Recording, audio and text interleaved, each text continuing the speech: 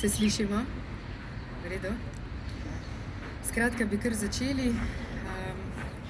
Prostora je še dovolj, tako da ne rabite stati, ker se lahko usedete. Tukaj spredje še nekaj prostora.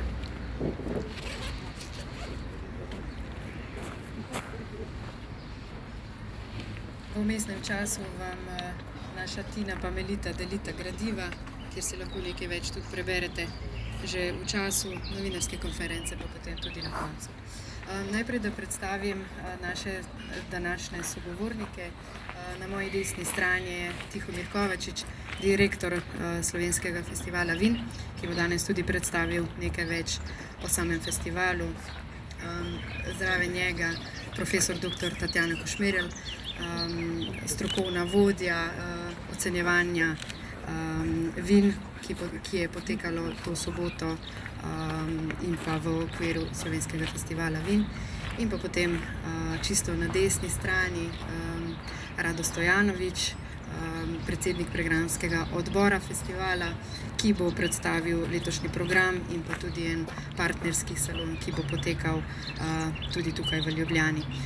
Bom predala sedaj besedo kar Tihomirju Kovačiču, da pove nekaj besed o letošnjem festivalu. Tihomir, izvoli. Hvala, Lara. V izjemno zadovoljstvo mi je pozdraviti vas v takem številu po 2 letih čakanja.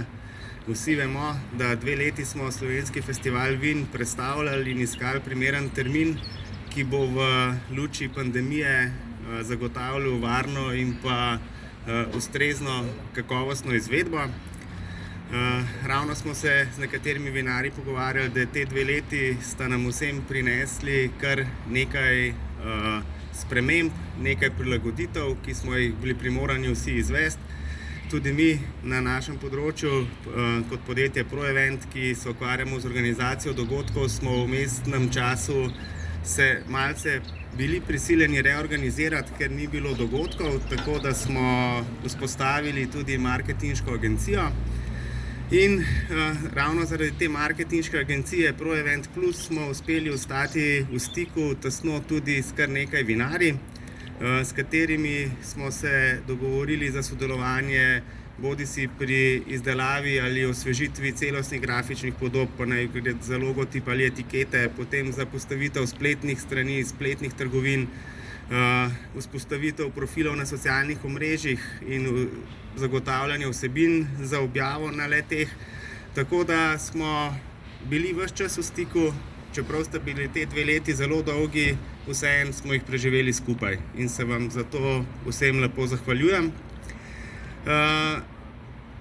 Ravno zaradi tega stika z vinarji in pa številnih pogovorov, kaj s prireditvami, smo sprejeli neko skupno odločitev, nek sklep, da festival organiziramo ob prvi možni priložnosti, torej, da ne čakamo na tradicionalni novembrski termin, temveč se lotimo organizacije takoj, ko bo to izvedljivo.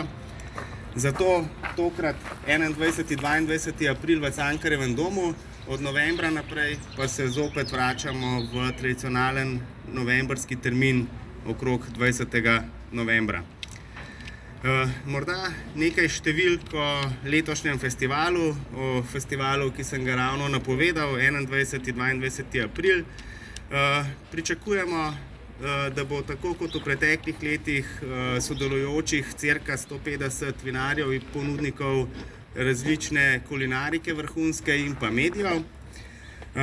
Organiziramo 4 do 6 delavnic v okviru festivalskega programa, z nekaterimi smo v zaključni fazi dogovarjanja, tako da ampak več kot na 6 smo se odločili, da v teh 2 dneh ne bomo šli. Organizirali bomo tudi dogodek za poslovne partnerje ProEventa in partnerskih organizacij. To se je v preteklih letih izkazalo kot zelo dobro in pa koristno za vse, ki soustvarjamo festival, kajti festival je postal tudi neka povezava oziroma vez med gospodarstvom in vinarji in ocenjujemo, da se številne poslovne priložnosti in nova poznanstva sklenejo ravno na festivalu. Zelo sem vesel, da se tudi ostale partnerske prireditve vračajo. Več o salonu penečih vin bo povedal gospod Stojanovič. Junija pa sledi tradicionalno tudi pomladanska ljubljanska vinska pot. Ker pa smo se danes zbrali predvsem zaradi festivalskega ocenjevanja in preden predam besedo profesor dr. Tatjani Košmerl, ker vem, da vsi komaj čakamo, da izvemo rezultate, z moje strani morda še nekaj zahval. In sicer zahvaljujem se vsem vinarjem in ostalim razstavljavcem za soustvarjanje 23. slovenskega festivala vin. Zahvaljujem se vsem udeležencem današnje novinarske konference. Zahvaljujem se Pen klubu in gospodu Mojmirju Šiftarju za gostoljubje, za ponujeno okolje, za izvedbo tega dogodka. Zahvaljujem se Radu Stojanoviču za vodenje programskega dela festivala in tudi za veliko pomoč pri sami organizaciji festivala. Velika zahvala gre strokovni komisiji in pa seveda predsednici, ki je ocenila kar 162 vinskih vzorcev, ki je absolutni rekord vseh dosedanjih ocenjevanj. In pa na koncu seveda zahvala tudi moji ekipi ProEventa za izjemno delo, ki smo ga opravili v preteklih tednih, mesecih, za požrtvovalnost, za vrhunske skupne zgodbe, kljub težkim časom in pa želim si, da bomo še naprej tako veseli in pa z ljubeznijo ustvarjali dogodke. Hvala lepa vsem.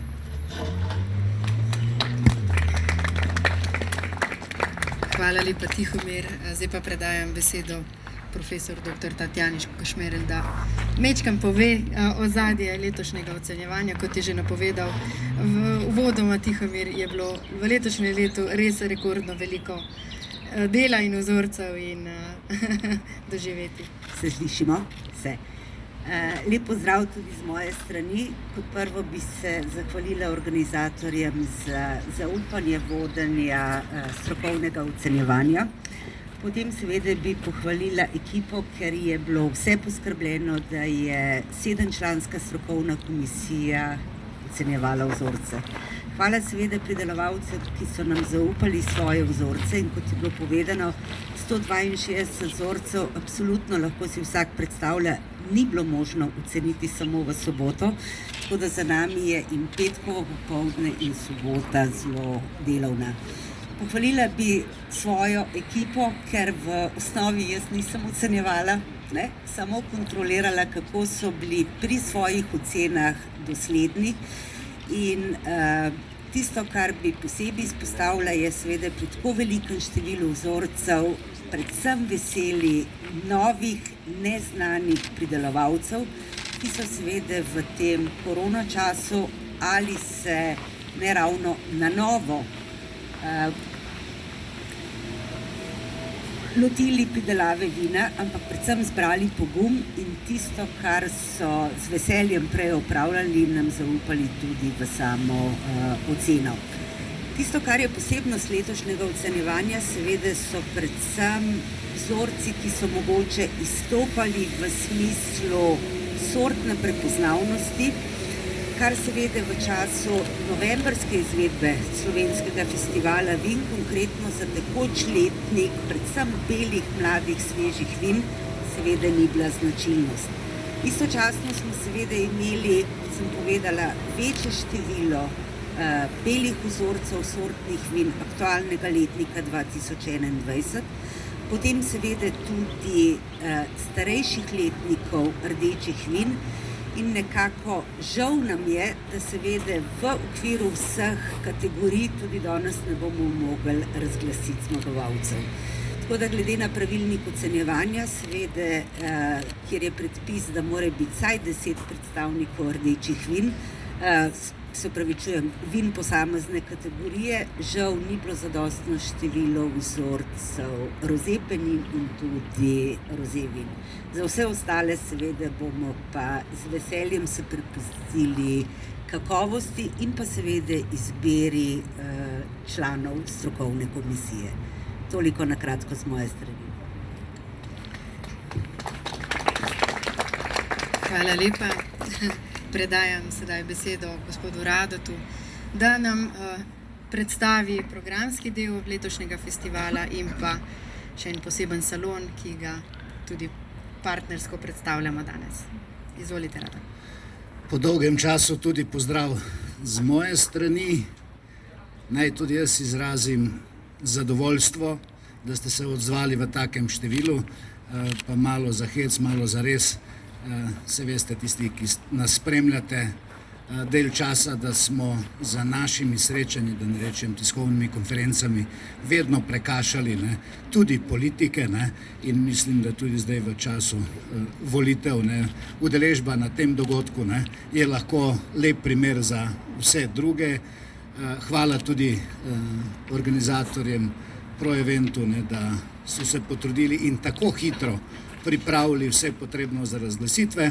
Jaz bom zelo kratek, ker so tudi moji predgovorniki že omenili, ne, da v tako kratkem času program še nastaja, ne, tako da posebej govoriti o kakšnem programskem sklopu, ne, v tem trenutku bi bilo morda malenkost preuranjeno. Vsekakor bo vsaj 6 delavnic, kar pomeni vsak dan 3 delavnice. Tradicionalno oba dneva predstavitev najbolje ocenjenih vin strani ocenjevalne komisije. To je nekako tudi program, ki je vedno poln in se hitro zapolne, tako da boste tudi vi imeli možnost posebej pod strokovnim vodstvom to doživeti. Zagotovo bo tudi kakšna vinsko-kulinarična delavnica in sicer v sodelovanju z somelejskimi društvi oziroma združenji, ne, tako da tudi tega dela kulinaričnega ne bo manjkalo.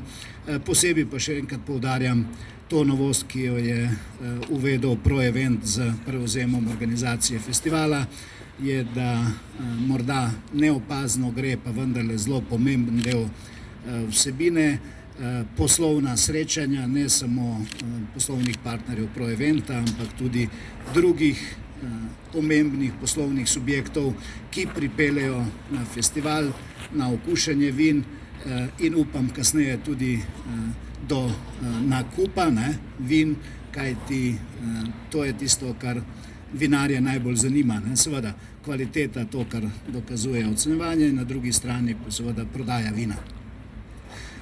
K ocenjevanju, ne, ker sem aktivno sodeloval ves čas, naj dodam samo to, ne, da po mojih 23 letih izkušenj z festivalskimi ocenjevanji mislim, da je tudi kakovost predstavljenih in ocenjenih vin letos nekako najbolj uravnotežena. Mislim, da se še ni zgodilo, da ne bi bilo nobeno vino izločeno zaradi napak ali pa česarkoli, kar tudi dokazuje, da so vina in seveda s tem tudi vinarji vedno boljši. No in da zaključim z festivalom, da preidem na predstavitev drugega dogodka. Dobili ste tudi v gradivu kratko predstavitev. Kot veste, zadnjih 8 let smo prirejali tudi salon penečih vin kot specializirano prireditev. Tudi pri salonu smo bili prisiljeni izpustiti. 1 let pa pol nam je uspelo, ne, tik pred pandemijo izpeljati zadnji salon penečih vin v februarju mesecu, prej pa še v Zagrebu. Potem je bila ena pauza, ne, tudi v letošnjem januarsko-februarskem standardnem terminu nismo uspeli, ne, izvesti, zato smo se tudi odločili, da tako kot pri ProEventu, da tudi mi pripravimo čim hitreje bo možno.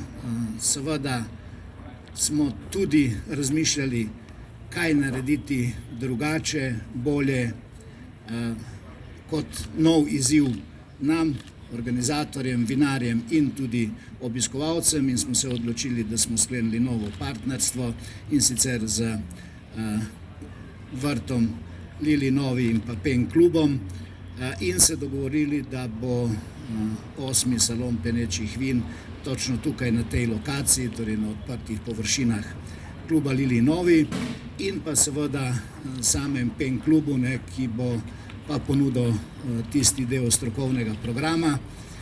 Pričakujemo tam okoli 40 do 50 udeležencev na strani vinarjev. Tudi mi smo izvedli in nam je celo uspelo v lanskem koledarskem letu ocenjevanje penečih vin. Rezultati so bili že predstavljeni, tako da se okoli tega danes ne bomo posebej ukvarjali. Tudi priznanja že podeljena, tako v Zagrebu za hrvaški del ocenjevanja, v Mariboru smo podelili letos priznanja za slovenski del vin oziroma ocenjevanja, kajti ocenjevanje poteka kot mednarodno skupno za slovenske in hrvaške vinarje, za slovenski in hrvaški salon, ki pa bo žal letos v Zagrebu na drugi dan festivala, kajti ni bilo možno tako hitro uskladiti vse termine, torej v petek 22. aprila je v Zagrebu salon penečih vin, 6. maja v petek pa v tem klubu in vrtu Lili novi ljubljanski salon. Vabljeni vsi, za morebitno kakšno dodatno vprašanje bomo kasneje tudi na voljo, individualno ali pa skupaj v tem predstavitvenem omizju. Hvala lepa. Hvala lepa, Rado. Če je kakršnokoli vprašanje še strani publike, kar izvolite, lahko zdaj izkoristite pa povprašate. Drugače pa naj vas povabim na spletno stran od Slovenskega festivala vin, www.slovenskifestivalvin.si, kjer si lahko ogledate program, dogajanje in pa podatke o vstopnicah, ki so že v predprodaji. Če je kakršnokoli vprašanje.